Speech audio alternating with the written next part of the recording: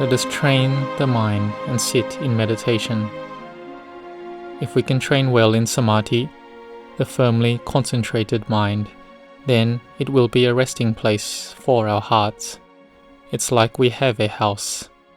And in the time when the fully self-awakened Buddha was still the Bodhisattva Siddhartha, he went and trained with the two teachers, and it was not long before he succeeded in a high level of samadhi.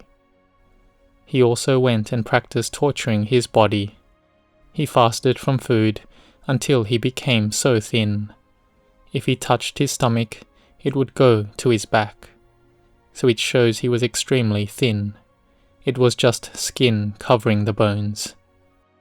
A normal person wouldn't have been able to endure this level of pain, immense pain.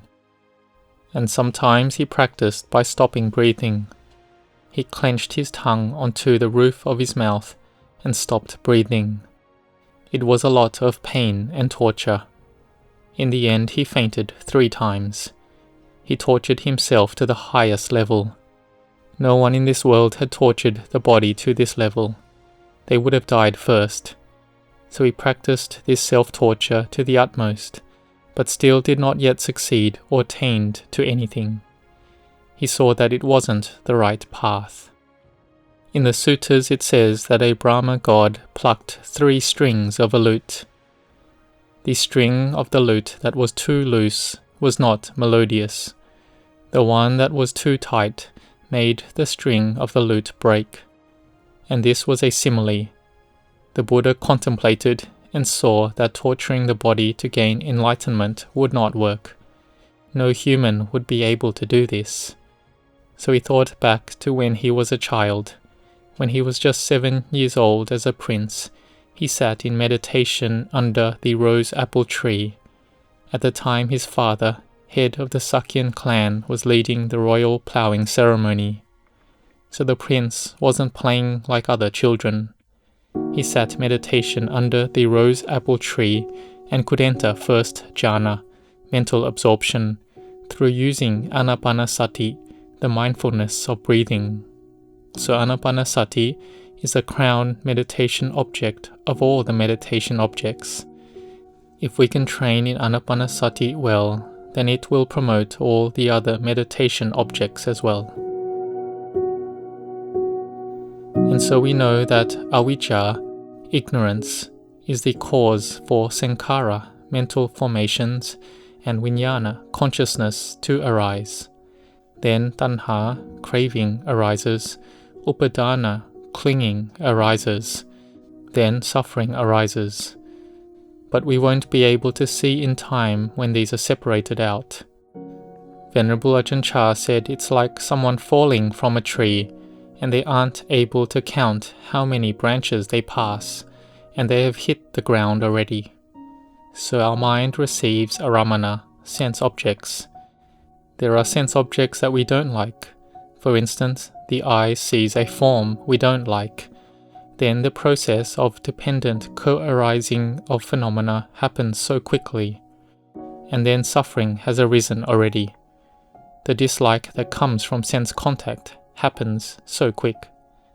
So we need to train. We train to have sati, mindfulness. If our mindfulness is firmly established, then we will be able to see and notice this process. And the thing that makes us not see this process, that hides it, is indulging in sense pleasures, sensuality. Like when our body is strong, we indulge in that. We haven't been sick, in pain and suffering.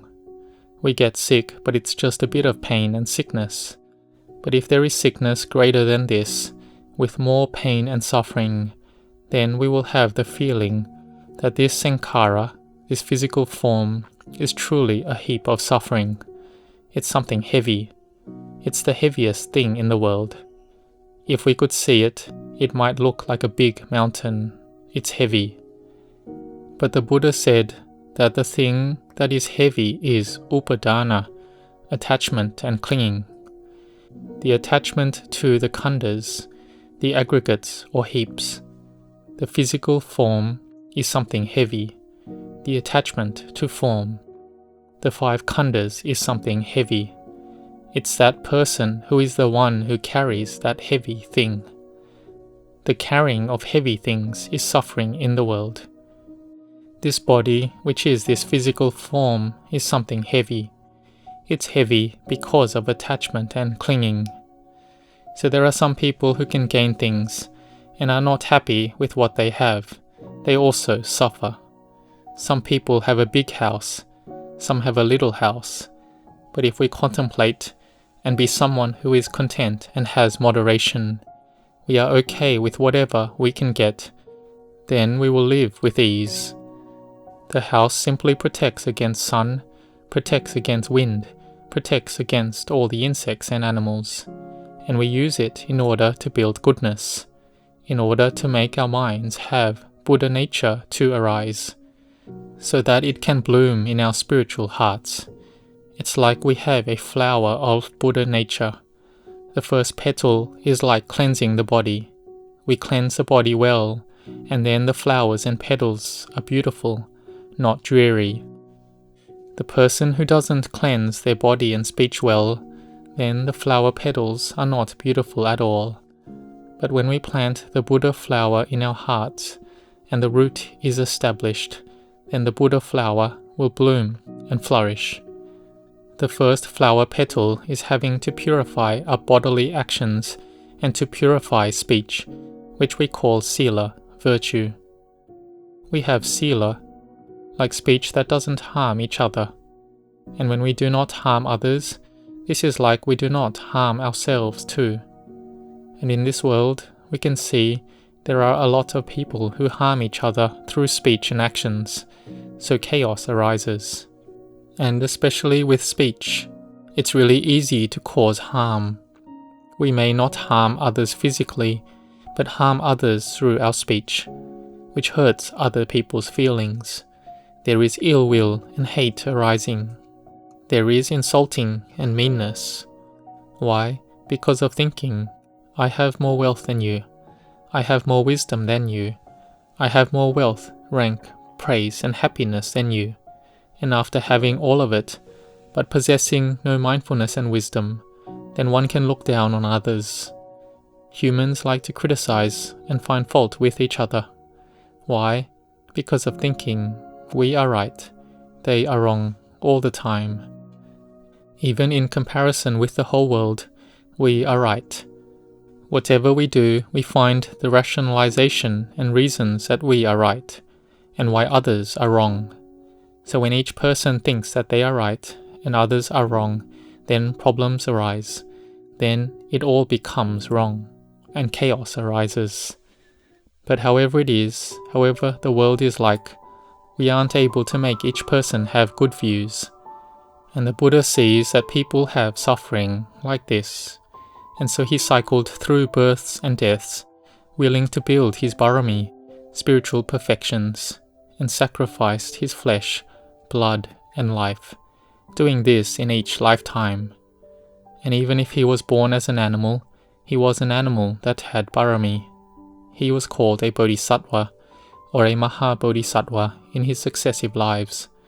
He had been a monkey, an elephant, a fish, a bird, but in all these births, the Bodhisattva had wisdom.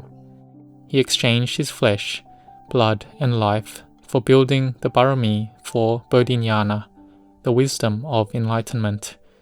So he gained radiance and splendor, having great barami arise in his heart, until his barami was full. But until he could make it full, he had met with many hundreds of past Buddhas, a great number, so he had lots of merit. In some lifetimes he was born as a lion. In one of them he put forth effort and looked after a past Buddha along with his noble disciples when they entered Nirodha Samapatti, attainment of extinguishment, for a full 7 days and nights. How could a lion practice this to that level? And it wasn't just in one lifetime. In many lives he built his barami. And so when he did this, his barami became full quickly. And past Buddhas also promoted our Buddha to gain barami quickly, so that they all could help each other out, to free living beings from the cycle of samsara. So we practice following the teachings of the Buddha that we have found already. The Buddha taught us to know this breath, to have mindfulness to be with this breath, to be with Buddho until our minds become peaceful and the heart is calm. The flower petal that has bloomed with sila has another petal that will bloom with sati sampajanya, mindfulness and clear comprehension, which looks after our minds to be firmly established. And then we have wisdom, we have calmness of mind. And when our minds are cool like this, then whoever comes to criticize, to scold us, and say bad things to us, we can endure it. We can endure it all. We can forbear with all the moods and sense experiences. The Buddha said that those who come to practice and train must be like a war elephant who can endure against arrows. So we try to be intent and have a mind established in goodness. We have patient endurance. We have sila and samadhi. And when wisdom arises, we think, why should we get angry? Why should we harm? Why scold them? Why argue and dispute with them? Why try to win over them? It is better if we accept and yield. If we can't accept and yield, then our minds can't be cool. So if we do not develop our minds in this life, then which life will we develop the mind? When will we again have the chance to meet the Buddha's Dhamma? So we must maintain our faith and make it firm. So may you give puja, homage through your practice to the Buddha who had sacrificed his flesh, blood and life in every lifetime for countless lives, for us. So why don't we do anything for the Buddha? We do it for him, but he doesn't receive it, but we ourselves will receive it. And so may you be determined to practice like this. May you grow in Dhamma, see the Dhamma, and attain to the Dhamma, following the Lord Buddha. May you grow in blessings.